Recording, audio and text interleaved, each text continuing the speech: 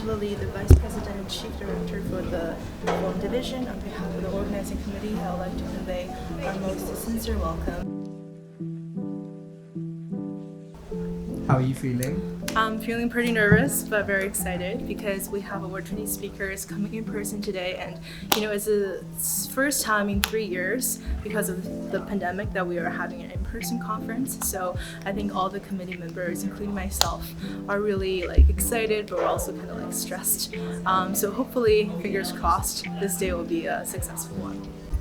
How are you feeling? So not very anxious, but definitely the slightest bit, because a lot of preparation went into this, and just hopefully this goes well. It's only uphill from here. Yes. Hi, I'm Grayson. I'm a master's student in the China Development, China Comparative Perspective program here at LSE. I'm one of the panel managers for the LSE China Development Forum. My panel has to do with sort of the economic outlook in China in the 2020s. Have a really wide variety of speakers here, ranging from people who are really into the environment, others who are economic historians. We're looking forward to a balanced discussion on our panel, and really for all the panels, it's going to be a very exciting day. So feeling good. Hello, my name is Darin Bohçacı. I'm a panel manager for the China and Global South panel. I'm really excited because we're going to explore topics like the agency of the Global South, and we're going to look at how China engages with non-Western nations and how we're going to move away from Eurocentrism. So we're really excited. We have some really cool speakers coming up. We have Dr. Fu Xiaolan coming from Oxford, Dr. Shirley Yu from LSE actually. We have Dr. Catherine Lishan chairing our event, and we also have Dr. Elisa Gambino from Manchester coming. So quite excited, a bit nervous, but I hope this all goes well. Hi, I'm Alice. I'm a panel manager, and I feel excited and stressed at the same time. So that's how I feel about the forum.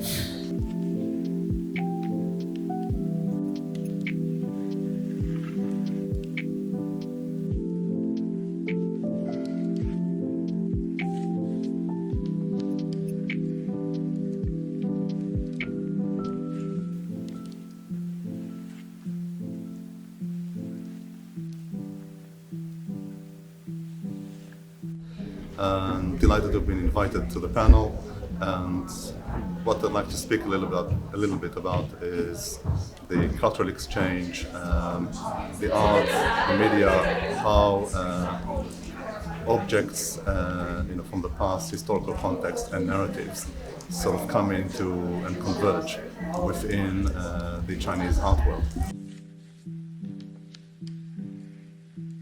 The film industry in China was very undeveloped when I got to China, because there were very few cinemas. There weren't big commercial chains. But from the year 2000, there was a turning point. One of the first films to be a very big commercial success was called Lost in Thailand. It was also, interestingly, it was shot outside of China. The Zhan film, maybe some of you have heard about. And that kicked off, I'd say, 5 or 6 years of huge commercial box office successes in China. And China has always kind of had a two-tiered film production system in the last 10, 15 years, I'd say. There were the government-made films, but then there were the independent film producers, a lot of which are shown, in London theaters, I think, or film festivals, Berlin, which is happening now. Always showcases a couple of films from China. French market likes to release, even outside of film festivals, Chinese films on a regular basis. But I don't think that the film industry in China is seen as something that they use as soft power. Recently, a lot of the government-made films that before have transitioned into the hands of very hot directors. The government realized after a couple of years, around 2015, in the middle of this boom that I've been talking about, this golden age of Chinese cinema, that some of the directors were so much more competent at making big action film, Top Gun kind of films. It started with Wolf Warrior, the film with Zhan, and we had all the Operation Mekong, Operation Red, films by Dante Lam. All these directors were then pulled in to do the films like The Battle at Lake Changjin, number 1 and 2. And even Zhang Yimou has gone into this big spectacle kind of historical film. So these are the films that get the biggest market share in China, but very few of them actually go overseas. I think The Wandering Earth 2, which was a big hit at Chinese New Year, is traveling, but that's just one or two Chinese films going overseas, so I wouldn't consider that soft power. I think these films are more made for the inner market. Is through looking at the difference, I guess, between the West but also from China. So in the West, the auction houses are commercial enterprises which are separated from any state organization. That's not the case necessarily in China. One example, there are some which are privately owned, but then we have poly auction. Poly auction is an interesting example where you have basically the Poly Group, which is a massive enterprise owned by the state. Poly is one of the largest auction houses in the world, certainly one of the largest in China, alongside China Guardian and others. And it also has a branch in Hong Kong. And then after we relocated, the gallery continued to evolve and actually became a quite important international hub for Chinese contemporary art.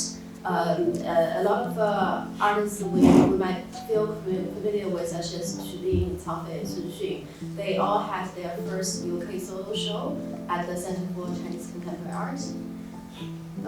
And then from 2000, here's a photo in 2001. That's of the British Chinese artist Chen Chaoqiu installing a heart suture exhibition. But over the years, the center has supported, commissioned, and platformed really hundreds of artists, contemporary artists of Chinese heritage.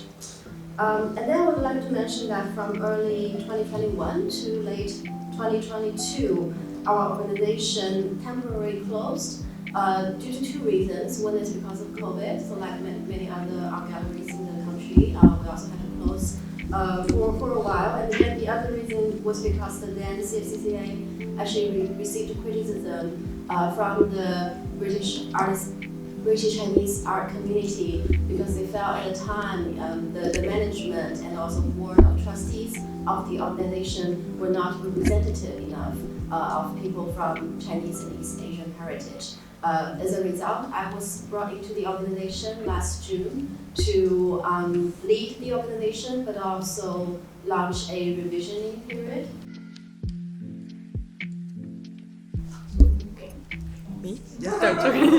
Okay. So I really enjoyed the event this morning, and we had two amazing panels this morning. So first one is the art panel, and the second one is the environment panel. So the art panel, I really appreciate Mr. Hyman's speech and the discussion between the audiences, and I'm really grateful for all the audiences who attend the panels this morning. And I know it's a Saturday morning and it's really early, but we are very glad that so many people show up, and actually we had like really engaging and stimulating discussion between all the speakers and all the panelists and the audiences. And I just really hope that the afternoon session will go really smooth as well. Thank you so much for coming.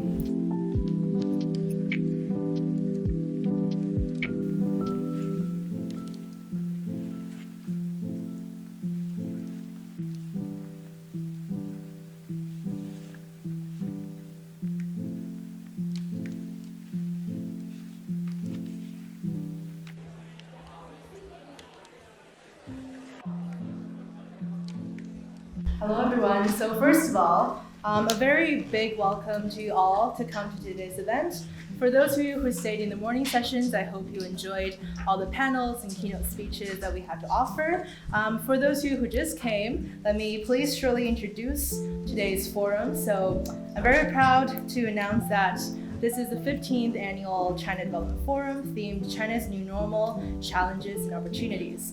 So I'm Angela Li, the Vice President and the Chief Director for the Forum Division, and on behalf of the entire organizing committee, I would like to convey to you our most sincere welcome for your attendance to our event. Founded in 2019, the LSESU China Development Society has grown to be one of the largest and most inclusive China-themed forums in Europe and across the world. So I'm proud to say that after 3 years of holding the forum online, I'm very happy to see everyone back in person. The organizing committee is therefore very proud to welcome all of you and present you with a range of fresh insights from our internationally recognized experts and in their respective fields, and we sincerely appreciate your participation and hope you have an inspiring and thought-provoking afternoon. So today is my great pleasure here to chair this panel, the only female panel of today's forum. And its focus is about China's engagement with Global South. Okay, so we've got a lot to discuss. It would start with our panelists to talk about their unique perspectives on China's engagement with the Global South before, during, and post-COVID. Then I will take my privilege to ask them some questions to start with, and hopefully by the end we will also leave some time for Q&A. During and post the COVID-19 pandemic. In my view, the COVID-19 pandemic in general not significantly changed the direction of China's engagement with the Global South. I've listened to you talk about development assistance, technology sharing, appropriate technology, foreign investment lending, certain kinds of infrastructure concentration. But I also get a sense that we could talk about all of these issues even if we were talking about Switzerland and the Global South, Finland and the Global South, Singapore and the Global South. But the reason that we're talking about these issues in a session on China and the Global South is because we think that there's something different about China and the Global South relationship. We would use this tone only when we talk about, say, the US and the Global South. So my question to the panel is, when it comes to China and the Global South on all these dimensions, do you think that China will treat the Global South with kindness and respect? Or do you think China will treat the Global South as a hegemon with domineering power? In other words, will China and the Global South be different from the United States and the Global South? Thank you. Then you coming from the culture that's very much common throughout Asia. Asian culture, particularly the Confucian culture, perceives order. And so there were former Chinese personnel from diplomacy who said, you are a big power, we are a small power. So in China's innate thinking, there is always an understanding about order and superiority and inferiority, and that comes very innately from the Chinese philosophical underpinning. So in global relationship, same thing. It'll be very hard, I think, for China to perceive true sort of egalitarianism in bilateral handling or in global multilateral institutions. And so if you look at FOCAC, the Forum on China-Africa Relationship, China-Africa Forum, cooperation, thank you. So that's essentially a 3-year triennial mechanism that China outlines its strategic vision for Africa. And there are 55 countries in Africa, 54 with a diplomatic relationship with China. And so China has always conceived its vision with Africa on a continental level.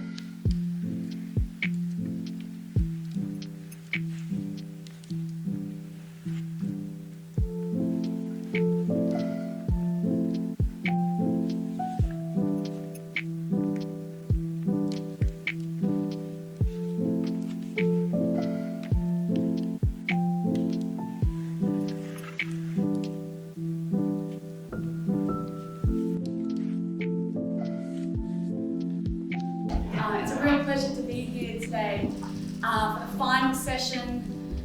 We've spoken, it's been an incredibly rich day speaking about Chinese soft power, about the environment, about the global south, about China's economy. And I think it's very fitting that we sort of end today by thinking and reflecting on how we can situate China vis-a-vis the nation in which we are living, that is the United Kingdom. So Chinese relationships led to some pretty distinctive buckets The first is areas of common interests and convergent preferences. The second is areas where the interests are divergent and conflictual. And the third is the murky and often nebulous middle, that's sort of free-floating and neither here nor there. I wanted to build on the expertise and the framework that Brian and Stephen have provided us, as well as maybe bounce off some of the frontline policymaker expertise and experience that you've brought to us. So, on the topic of Sino-British relations in a divided world, there are two considerations I want to bring to you about why there is difficulty in trying to navigate these relations in a divided world. And then I want to end with some concrete recommendations about how we might proceed. To start thinking about these considerations, first recognize that when we talk about a divided world, we're referring to the great geopolitical reality of our time. And that is US-China great power rivalry. Practically everything that we talk about in international relations, foreign policy, circles that tension. So when we talk about Sino-British relations in a divided world, it is against that background of great power rivalry, geopolitical competition. Britain comes into this frame with the view that it punches above its weight. With good reason. For the last 300 years, Britain has been a great power. The question is, as Stephen put it, but perhaps more politely than I'm going to, does Britain continue to exercise that great power status? Does it stand toe-to-toe against the United States and China when it negotiates either Sino-British relations or US-UK relations? Does Britain go into this thinking that it can engage with these great power partners in a co-equal way? Or should it be thinking something different? I read Mark's parliamentary reports and the surrounding documentation. For me, it is brimming with optimism, right? At the same time, it is focused on some very specific problem domains.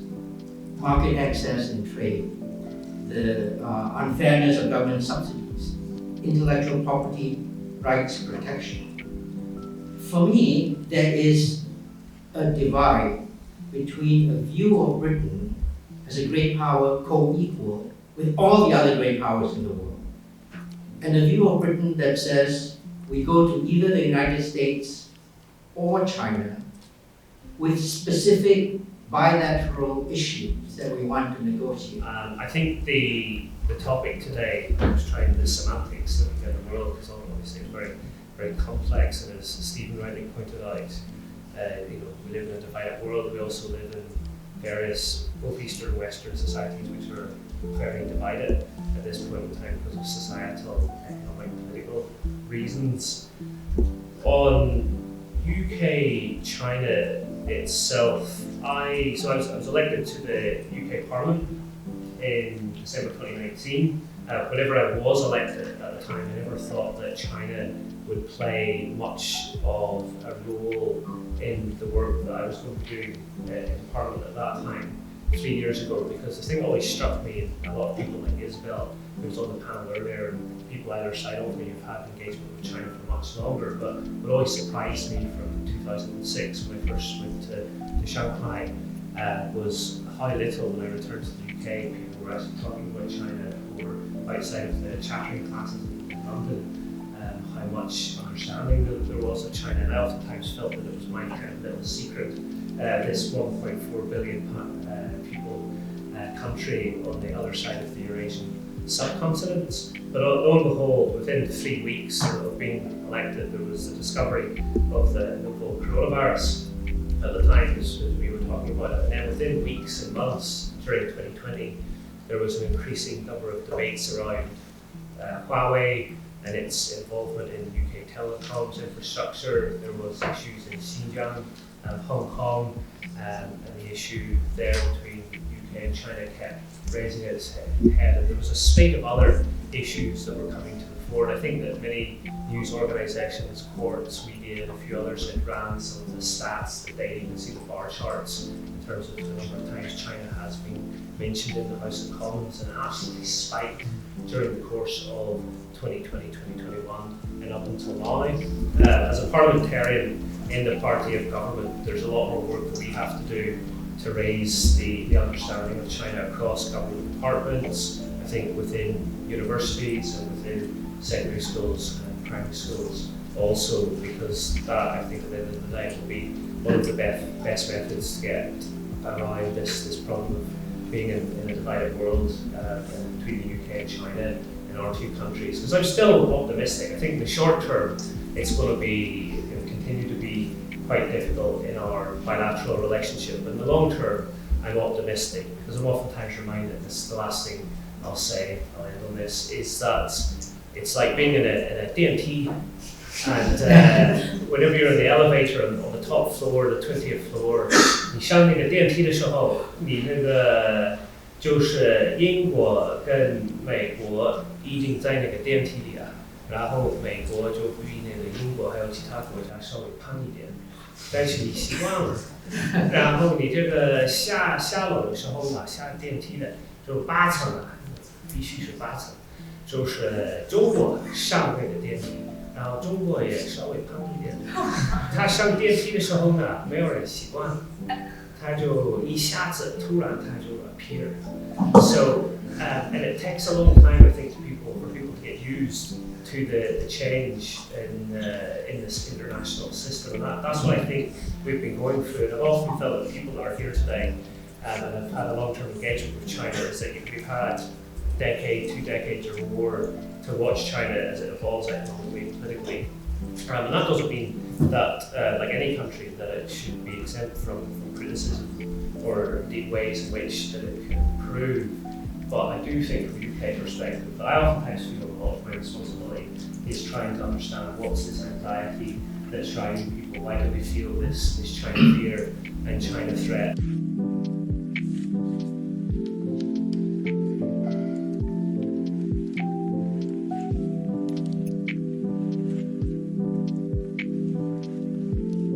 So we just finished the whole forum. It's amazing. So I'm really tired right now. So it's really nice. So I'm satisfied with it. It was a very good job. So well done, guys.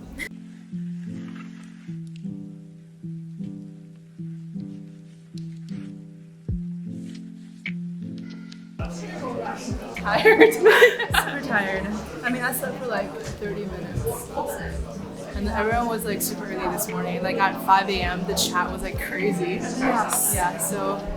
But very satisfied. Yeah, Like, and the turnout was really good. We have yes. like 300 something registries, and I think like 280 something turnout, which is very good. Yeah, which is very good. So yeah, thank you, LooseTV.